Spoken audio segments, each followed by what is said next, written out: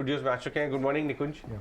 ट्रिगरलेस market, आप क्या read करते हैं सुबह? आजकल कुछ दिख ही नहीं रहा है सामने, तो आप अपना व्यू बनाने के लिए रीड क्या कर रहे हैं? देखिए, इस समय में ना आपको उन चीज़ों पे फोकस करना चाहिए जो आप हमेशा पढ़ना चाहते थे, जो आप न्यूज़ की वजह से पढ़ नहीं पा रहे थे।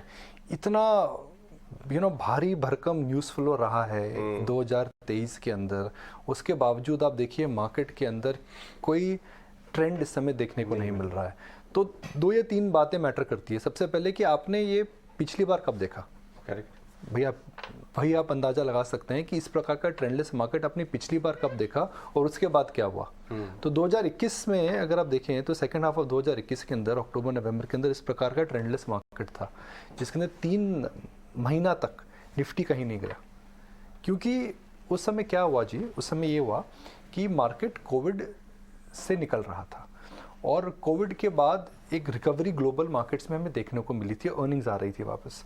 तो मार्केट जब ऊपर गया उसके बाद मार्केट थोड़ा कंफ्यूज था कि अर्निंग्स क्या बनी रहेंगी या वो जो अनलॉक ट्रेड जो अक्टूबर 2021 और 22 में अगस्त नवंबर में हुआ था, फेस्टिवल सीजन आने वाला था, क्या वो अच्छा रहेगा नहीं रहेगा। मगर मार्केट को 2000 का जो फेज था अगस्त टू अक्टूबर में ये समझ में आ गया कि कोविड का जो रिकवरी है वह बरकरार रहेगा, कोविड के नंबर कम होंगे और इकोनॉमिक रिकवरी करेगी। जब मार्केट को समझ में आया, मार्केट खट 1500-2000 पॉइंट बढ़ गया। तो इस समय मार्केट मुझे लगता है एक कंफ्यूज्ड है बिकॉज ग्लोबली कई फैक्टर्स हैं जो हमारे अगेंस्ट में हैं, लोकली कई फैक्टर्स हैं जिनके अंदर हम देख रहे हैं कि धीमापन देखने को मिल रहा है।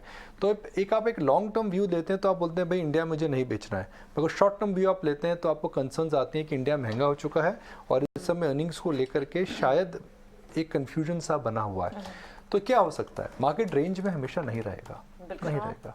तो अगर मार्केट को रेंज से निकलना है, ऊपर जाना है, तो कोई बड़ा अपसाइड ट्रिगर चाहिए जो अभी हमें नहीं पता है, वो कुछ भी हो सकता है। या फिर मार्केट 3, 4, 5 महीना रेंज में रहेगा, एक क्वार्टर की अर्निंग्स और ऐड अप हो जाएंगी, आप FY24 और FY25 की बात करना चालू कर देंगे, मार्केट्स कन्विंस हो जाएगा कि कहीं कहाँ पर स्लो डाउन है, कहाँ पर स्लो डाउन नहीं है, कहाँ पर एनर्जी इम्पैक्ट का असर हुआ है नहीं हुआ है, कहाँ पर कमोडिटी का एडजस्टमेंट है नहीं है।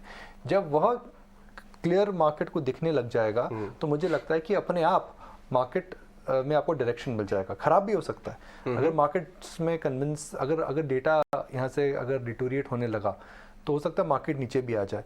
मगर मार्केट को इस समय एक प्रकार का या तो समय चाहिए जिससे अर्निंग्स एड अप हो जाए, मार्केट सस्ता लगे 1 क्वार्टर 2 क्वार्टर, या फिर आपको ऐसा कोई ट्रिगर चाहिए जो कि इस मार्केट को ऊपर ले जाए।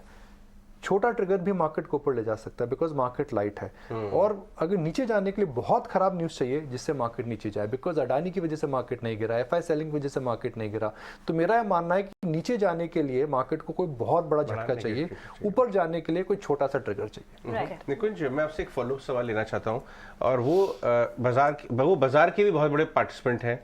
उदय कोटक जी बैंकिंग सेक्टर के बहुत बड़े रिप्रेजेंटेटिव हैं। कल उन्होंने बातचीत जो अपनी कॉन्फ्रेंस में प्रेजेंटेशन दी, जो पूरा सेक्टर देखता है उनको कि वो इकोनॉमी को कैसे रीड कर रहे हैं, वहाँ उन्होंने कुछ बातें बोली हैं कि डिमांड में थोड़ा स्लगिशनेस आ रही है इंडस्ट्री की, NIMs का best may be behind us. वो कमेंट्री आपकी नज़र पड़ी, उसके ऊपर आप कैसे उसको रीड करते हैं? देखिए, कोटक साहब एक हकीकत बयान कर रहे हैं और वो जो बोल रहे हैं उसके अंदर जो डेटा दिख रहा है हमें दिख रहा है। अगर आप देखें तो फेस्टिवल सीजन के बाद एक अचानक सा स्लो डाउन फील होने लगा है। हम महसूस कर सकते हैं कि जैसे कहते हैं ना कि हाय महंगाई की मार पड़ रही है। आप किसी से भी बात करें तो वो बोल रहे थे कि भाई थोड़ा पिंच हो रहा है। आप अगर हफ्ते में 3 बार खाते थे आउट तो आप बोलें 2 बार खाएंगे। आप अगर 4 दिन की हॉलीडे प्लान कर रहे थे, आप 3 दिन की हॉलीडे प्लान कर रहे हैं। तो इस प्रकार का जो छोटा सा पिंच है मुझे लग रहा है इकोनॉमी में देखने को मिल रहा है। जहाँ तक निम्स की बात है वो तो जाहिर सी बात है कि आपका इंटरेस्ट रेट जब बिगिनिंग में होता है तो आपको लो डिपॉजिट्स की वजह से बेनिफिट मिलता है। अब जो डिपॉजिट्स आ रहे हैं वो हायर रेट पर आ रहे हैं, क्योंकि डिपॉजिट्स हायर रेट पर आ रहे हैं और आप जिस प्राइस पे लेंड कर रहे हैं वो लेंडिंग आपकी इंक्रीज नहीं हो रही है, बिकॉज ऊपर में डिमांड नहीं आ रही है, अब डिपॉजिट ऊपर में, तो निम्स आपको जो है वो नहीं रहेगा।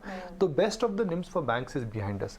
कोटक साहब ने एक और इंटरेस्टिंग चीज बोली जब मैं देख रहा था कि वो अपनी अनसिक्योर्ड लोन बढ़ाना चाहते हैं। अब देखिए तो उन्होंने कोई डेटा है इसके अंदर, मैं शायद 6 को 14 या 12 को 14 करना चाहते हैं, मुझे आंकड़ा याद नहीं आ रहा है। तो वो इंटरेस्टिंग बात है कि भाई वो भी हाई ग्रोथ ढूंढ रहे हैं। अनसिक्योर्ड लोन हमेशा हाई ग्रोथ होती है, पर उदय कोटक साहब या कोटक महिंद्रा बैंक अगर हाई लोन ग्रोथ ढूंढ रहा है तो ये इंटरेस्टिंग बात है। इंटरेस्टिंग बात अब होगी कोटक महिंद्रा बैंक में कि कोटक साहब के बाद कौन आएगा, वो भी न्यूज़ कब आएगा, रिस्क मैनेजमेंट कैसे होगा, क्या प्रोसेसेस हैं उनके पास, क्योंकि यह एक बड़ा एक प्रश्न चिन्ह है या क्यूरियोसिटी बड़ा सवाल है कोटक महिंद्रा के शेयर होल्डर्स के लिए। राइट, ये हाई महंगाई निकुंज जो आप कह रहे हैं ना, यू राइट, क्योंकि कंजम्पशन स्टोरी की अगर बात करें, जहाँ रूरल मार्केट्स में स्मॉल पैकेट स्मॉल सैशेस की डिमांड थी, अब अर्बन मार्केट्स में भी स्मॉल सैशे स्मॉल पैकेट्स की डिमांड होने लगी है।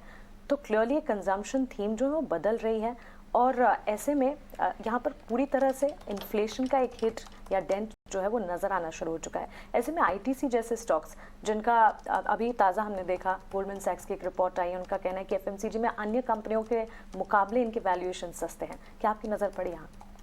देखिए, इनकी वैल्यूएशन सस्ती है मैं मानता हूँ, मगर इनका जो एफएमसीजी बिजनेस है वह भी ढीला है। एक ज़माना था, मतलब एक 1.5-2 साल पहले हम आईटीसी में बड़े बुलिश थे और 200 का भाव था, और 89 स्वदेश में हम आई थिंक मैं एयर पे गया था और मैंने बोला था कि भाई I am surprise that markets are giving ITC a step motherly treatment. तो अब मुझे नहीं लगता है कि वो स्टेप मदरली ट्रीटमेंट आईटीसी को मिल रहा है। दूसरा, आईटीसी का हालांकि एफएमसीजी बिजनेस ग्रो कर रहा है, मगर इनके जो मार्जिन है वो भी कम है।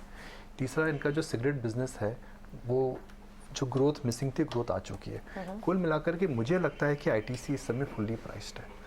आईटीसी के अंदर जो जो वैल्यू थी इस समय वो मिसिंग है। आईटीसी के अंदर अब ये देखना पड़ेगा कि आने वाले समय में क्या आईटीसी को स्प्लिट करा जाएगा।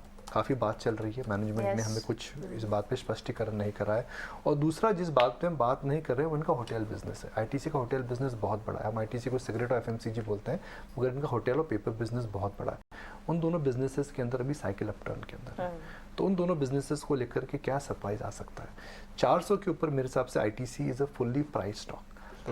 This stock 2 years ago was cheap and attractive. Now I think it is priced to perfection. So SOT की वैल्यूएशन तो आपको देखनी पड़ेगी आईटीसी में, right? Yeah, correct. So Nikunj, जैसे अभी आप बात कर रहे थे ना कि अगर बैंक्स में देखें कि क्या best of the NIMs are behind banks, क्या ये एक फैक्टर हो सकता है कि बाजार इसे भी देख रहा है? क्योंकि आप पीएसयू बैंक्स को देखें थोड़े समय से ड्रैगर दिख रहे हैं, और इनफैक्ट एक सेक्टोरल चर्निंग तो दिख रही है। IT is continuously performing, banks अभी थोड़े समय के लिए पीछे है, बैकफुट पे बैठे हैं। सो ये जो सेक्टर चर्निंग होगी, इसमें आप ऑफकोर्स ट्रिगर्स कम है, बाजार शायद लैकलस्टर रह सकता है, तो फिर भी कौन से सेक्टर्स हैं जिन पर नजर बना के रख सकते हैं? छोटे छोटे थीम्स ही लग रहे हैं, Sure. यू नो प्रियंका, मुझे लग रहा है कि छोटे छोटे थीम्स के अंदर ही अब आपको नज़र रखनी पड़ेगी, बिकॉज जो सेक्टरल रोटेशन हो रखा है बहुत ही जल्दी होता है, बहुत ही अचानक होता है, क्विक होता है। मेरे को लगता है कि मैन्युफैक्चरिंग रिलेटेड कंपनीज पे नज़र रखिए, स्पेशली डिज़ाइन मैन्युफैक्चरिंग के अंदर। वो जो पूरी स्पेस है जिसके अंदर इंडिया को पीएलआई की वजह से एडवांटेज मिलेगा, डिक्सन हो गया या एम्बर हो गया, फिर जो 3-4 नए आईपीओज आए उन पे नज़र रखिए। मुझे लगता है कि वो एक छोटा स्पेस है पर इंटरेस्टिंग स्पेस हो सकता है। मेरा अभी भी मानना है कि इंश्योरेंस स्टॉक्स बजट के बाद काफ़ी ज़्यादा गिरे हैं, इतना ज़्यादा वो डिज़र्व नहीं करते गिरना।